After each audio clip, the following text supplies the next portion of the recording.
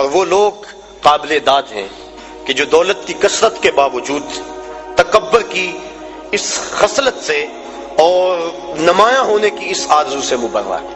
ایسے لوگوں کی کمی بھی معاشرے کے اندر نہیں ہے. جگہ جگہ ہمارا بھی جانا ہوتا ہے. کچھ لوگ ایسے ہوتے ہیں کہ دولت کی کثرت کے باوجود ان کے اندر عجز، خاکساری اور انسانی ہمدردی کے جو جذبے ہیں وہ قابل داد ہیں، اور میں ان پہ جتنی بھی داد ان کو دوں کم ہے. اللہ تعالیٰ ان کی عزتوں میں مزید فراوانی عطا فرمائے. گلی گلی کوچے کوچے ایسے لوگ بھی بکھرے ہوئے ہیں. حج کا یہ تیسرا مقصد تھا مساوات. حج کا چوتھا مقصد ہمیں ہمارے ماضی سے جوڑنا ہے.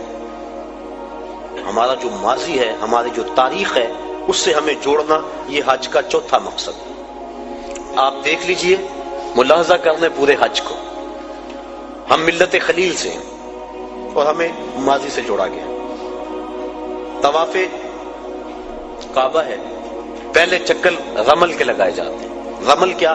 جس طرح پہلوان اکھاڑے میں چلتا تھوڑا سا ٹہل ٹہل کے کندھے چکا کے اس طرح طواف کرو. پہلے چکر رمل کے لگاؤ. اللہ کا گھر اور اکڑ کے چلے. لیکن تاریخ ڈھونڈی تو یوں ماجرا سامنے آیا کہ فتح مکہ کے دن کافر چھتوں پہ تھے. مسلمان شب و روز ہجرت مدینہ کے بعد جنگوں کی محنت، دین کے لیے تگ و تاز اور جد و جہد میں مصروفیت کی وجہ سے سخت کمزور تھے. کافروں نے کہا دیکھو مکے میں تھے تو آسودہ تھے، یہاں سے چلے گئے نا تو دیکھو کیا حال ہو گیا. آقا کریم فرمایا ذرا تم تھوڑا سا ٹہل کے چلو تاکہ انہیں پتہ چلے ہم ماڑے نہیں تگڑے ہیں. ان کو دکھلانے کے لیے اس انداز کے ساتھ پہلے چکر رمل کے لگوائے اللہ کے گھر کے سامنے. اب کفار چھتوں پہ موجود نہیں ہوتے. علت ختم ہو گئی.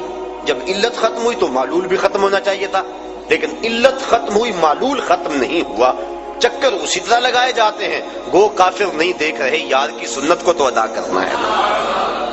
تو یہ ماضی سے ہمیں جوڑا جا رہا ہے. ہمارا ذہن پلٹ کے ادھر چلا جاتا ہے اور فتح مکہ کا منظر آنکھوں کے سامنے گھوم جاتا ہے اور اسلام کی شان و شوکت سمجھ میں آتی ہے. اب طواف کر لیں تو حجر اسود کو چومنا ہے. حجر اسود ایک پتھر ہے سیاہ رنگت کا، اور اس کو بڑھ بڑھ کے چوما جاتا ہے. انسان اپنی اکلوتی اولاد کے لیے اتنی کشش نہیں پاتا اپنے دل میں جتنی اس پتھر کے لیے پاتا ہے. تو کیا کشش ہے اس پتھر میں؟ حضرت عمر فاروق طواف کرتے کرتے رک گئے اور کہا اے حجر اسود، میں تجھے کبھی نہ چومتا اگر میرے رسول نے نہ چوما ہوتا. اب حجر اسود کے بعد آئیں مقام ابراہیم پہ آ کے 2 نفل پڑھے. اللہ تعالیٰ نے اس کو کہا کہ اس کو مصلی بنا لو. کیوں کہ اس پتھر پہ میرے خلیل علیہ السلام کے قدم لگے. میرے گھر کا طواف کر لیا، لیکن اگر محبت کی ریت سمجھتے ہو اتنی دیر تک طواف نہیں مانوں گا جتنی دیر تک تمہاری پیشانی وہاں نہ آئے جہاں میرے یار کے قدم آئے. کہ اس کو مصلی بنا لو. قریب نماز پڑھو، سیدھ میں نماز پڑھ لو، قریب نماز پڑھ لو، اس کے آس پاس جہاں تمہیں جگہ ملتی ہے نماز پڑھ لو. یہاں نماز پڑھو گے اللہ تمہاری نماز قبول کرے گا، حج بھی قبول کر لے گا. ذرا غور کیجئے، اسلام نے تو پتھروں سے دور نہیں ہٹایا، پتھروں سے ہٹایا ہے، پتھر توڑے گئے، لیکن حجر اسود بھی پتھر، مقام ابراہیم بھی پتھر، ان پتھروں کے نیڑے کیا جا رہا ہے. پتھروں سے دور کیا، ان پتھروں کے قریب کیا جا رہا ہے. کہا یہ وہ پتھر ہیں جس پہ کسی کے قدم لگے ہیں، کسی کے لب لگے ہیں، اس لیے ان پتھروں کے قریب کیا جا رہا ہے. اب آگے آئیے، چاہے زمزم پہ چشمہ پھوٹ رہا ہے، پانی کھڑے ہو کے پیئیں، جو دعا مانگے پوری ہوگی، جس نیت سے پیئیں پوری ہوگی. دنیا کے اوپر جتنے بھی چشمے جاری ہیں، وہ کشمیر میں ہو یا دنیا کے کسی اور خطے میں، وہ چشموں کو جاری کرنے والا کون ہے؟ اور چاہے زمزم کو جاری کرنے والا کون؟ سب چشموں کا خالق اور جاری کرنے والا اللہ. تو اس چشمے کو بھی اللہ نے جاری کیا، باقی دنیا کے چشموں کو بھی اللہ نے ہی جاری کیا، لیکن اس چشمے کا پانی کھڑے ہو کے پیئے، اس کا پروٹوکول ہے، اعزاز ہے. باقی چشمے بھی اللہ کے جاری کردہ، اس میں کیا خصوصیت ہے؟ اس لیے کہ اس چشمے نے اللہ کے نبی کے قدموں کے بوسے لیے ہیں، حضرت خلیل کے فرزند ارجمن حضرت اسماعیل کے بوسے لیے، ان کے قدموں کے بوسے لیے. اور جس نیت سے پیو، علماء کہتے ہیں اس نیت کو اللہ پورا فرما دیتا ہے. سین حرم میں بڑا ہجوم تھا، ایک بہت بڑے محدث آئے ہوئے تھے، لوگ ان کی زیارت میں بڑھتے تھے، رش بڑا تھا، جو مسافہ کرتا دھکا لگتا آگے چلا جاتا. پھر دوسرا آدمی آ جاتا. ایک آدمی نے دیکھا، اس کا جی چاہا کہ میں ان بزرگوں کے پاس چند لمحوں کے لیے بیٹھوں. چونکہ اللہ والوں کی صحبت بہت بڑی دولت ہے، اگر مل جائے تو غنیمت سمجھنا چاہیے۔ تو وہ چاہے زمزم پہ آئے، آب زمزم پیا، اور پھر ان بزرگوں کے پاس جا کے کہنے لگے ایک مسئلہ پوچھنے آیا ہوں۔ انہوں نے کہا پوچھو۔ کہا سنا ہے آب زمزم جس نیت سے پیو وہ نیت پوری ہو جاتی ہے، تو کیا یہ ٹھیک ہے؟ تو وہ محدث جن کے پاس ایک لمحہ بھی نہیں تھا، لوگ لائن میں آتے اور آگے جاتے، کہنے ہاں بالکل ٹھیک ہے۔ کہا پھر میں ابھی آب زمزم پی کے آیا ہوں اور اس نیت سے پی کر آیا ہوں کہ آپ سے اللہ کے رسول کی 100 حدیثیں سنوں گا، یہ ہے میری نیت، اور ابھی میں پی کے آیا۔ تو وہ فرمانے لگے بیٹھ جا، پھر باقی کام بعد میں ہوں گے، پہلے 100 حدیثیں سن لیں۔ تو آب زمزم جس نیت سے پیا جائے وہ نیت پوری ہوتی ہے۔ کیا اعزاز ہے اس میں کہ اس نے اللہ کے نبی حضرت اسماعیل علیہ السلام کے قدم چومے۔ آگے آج صفا مروہ پہ میں یہ عرض کرنا چاہ رہا ہوں، آج کا مقصد ہے ہمیں ماضی سے جوڑا جا رہا۔ صفا مروہ نصف میل کی دوڑ ہے اور 7 چکر میں 3.5 میل بن جاتے ہیں۔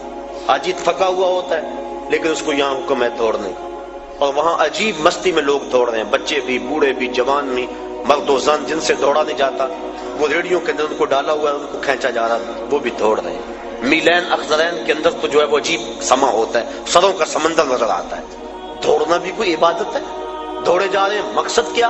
حضرت حاجرہ تو اس لیے دوڑی تھی کہ ان کو بیٹے کے لیے پانی چاہیے تھا، حاجی کی بغل میں پانی کی بوتل ہوتی ہے، اور وہ تو اس لیے دوڑی تھی کہ بیٹے کے لیے پانی کی تلاش تھی، اور یہاں حاجی کے ساتھ بیٹا بھی دوڑ رہا ہوتا ہے، ماں بیٹا باپ بیٹا اکٹھے دوڑ رہے ہیں، پانی کی بوتل بغل میں ہے لیکن دوڑ رہے ہیں۔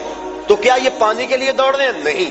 بیٹے کے لیے دوڑ رہے ہیں؟ نہیں، یہ تو محبوب کی ادا کو ادا کر رہے ہیں۔ اور حضرت حاجرہ نے اس وادی غیر ذی زرع کے اندر جس طرح جرأت و استقامت کا ثبوت فراہم کیا، آپ نے علماء سے سنا، تفصیل کا وقت نہیں، کہ جب جناب خلیل علیہ السلام سیدہ حاجرہ کو چھوڑ کے واپس پلٹنے لگے تو یہ سحر کا وقت تھا، تو حضرت حاجرہ بھر کے ان کا دامن تھام لیا، تمسکت بأذیالہ، دامن تھام کے پوچھنے لگی اس تنہائی اور غربت میں چھوڑ کے کہاں جا رہے ہیں؟ وہاں انسانی وجود کیا، حیوانی وجود بھی نہیں تھا۔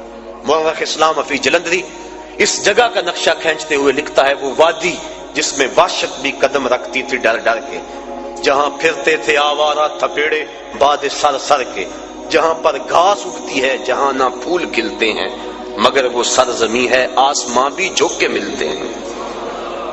محیط پہاڑوں میں دن کو ڈر لگے، عورت ذات اور معصوم بچہ گود میں، نہ پینے کے لیے کچھ ہے، نہ کھانے کے لیے کچھ، نہ کوئی ہمسائیگی، عورت کا وجود۔ حضرت حاجرہ کو حضرت ابراہیم علیہ السلام جب چھوڑ کے جانے لگے دامن تھام لیا، کہا اس تنہائی اور غربت میں چھوڑ کے کہاں جا رہے؟ کوئی جواب نہ دیا۔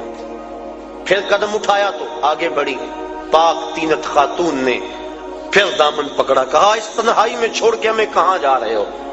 لیکن جناب ابراہیم علیہ السلام کی آنکھوں میں آنسو تو ہیں لیکن جواب کوئی نہیں دیا۔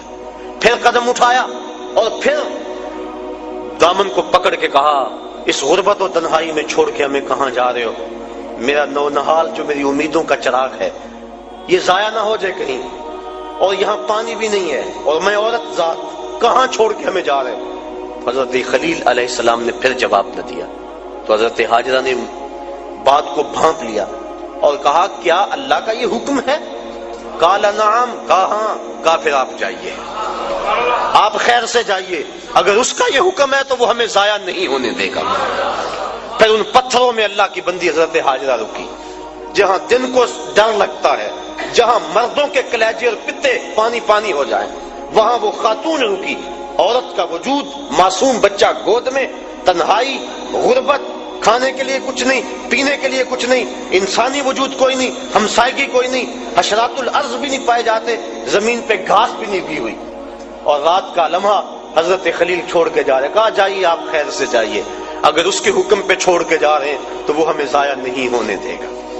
اللہ اکبر، اللہ کی بندی حضرت حاجرہ سلام اللہ علیہا نے جرأت اور عظیمت کی جو داستان رقم کی، اور پھر بیٹے کے لیے بے تابانہ دوڑ رہی ہیں، کبھی صفا پہ کبھی مروہ پہ، اللہ کے حکم کے لیے یہاں رکی، کہا میری بندی میرے حکم کے لیے تو نے حد کر دی۔ ایک عورت سے یہ تصور کہ وہ اس تنہائی اور غربت میں رہے، اور پھر اس اعتماد اور یقین سے خامد کو رخصت کرے کہ آنکھ کے گوشے کو بھیگنے بھی نہ دے، کہ یہ اللہ کا حکم ہے، تو اگر آنکھ کا گوشہ بھیگ گیا تو کہیں یہ نافرمانی نہ ہو جائے، یہ تیری استقامت، یہ تیری جرأت، تو پھر دیکھ اگر تو نے یہ 7 چکر لگائے تھے، تیری راہوں پہ نبیوں کو بھی دوڑاؤں گا، تیری راہوں پہ ولیوں کو بھی دوڑاؤں گا، قیامت تک لوگ دوڑتے رہیں گے۔ وہ اعزاز اور وہ پروٹوکول دیا، نبی بھی دوڑ رہے ہیں، ولی بھی دوڑ رہے ہیں، غوث قطب ابدال بھی دوڑ رہے ہیں، ان راہوں پہ کیا کون کون نہیں دوڑا، خود امام الانبیاء ان راہوں پہ دوڑے ہیں۔ کہا دن کو جائیں دوڑ لگی ہوئی ہے، رات کو جائیں دوڑ لگی ہوئی ہے، پچھلے پہر جائیں دوڑ لگی ہوئی ہے، سروں کا سمندر ہے، برستی بارش میں دیکھیں دوڑ لگی ہے، کڑکتی دھوپ میں دیکھیں دوڑ لگی ہے۔ اب تو وہاں بڑا کچھ بن گیا، جب کچھ نہیں تھا پھر بھی دوڑ لگی تھی، کبھی وہ سائی موقوف نہیں ہوئی، لوگ دوڑے جا رہے ہیں، دوڑے جا رہے ہیں۔ چاہیے کیا؟ کچھ بھی نہیں چاہیے، پانی چاہیے نہیں، بیٹا چاہیے نہیں، دوڑ لگی ہوئی ہے۔ کہا میری بندی تو نے حد کر دی، اب قیامت تک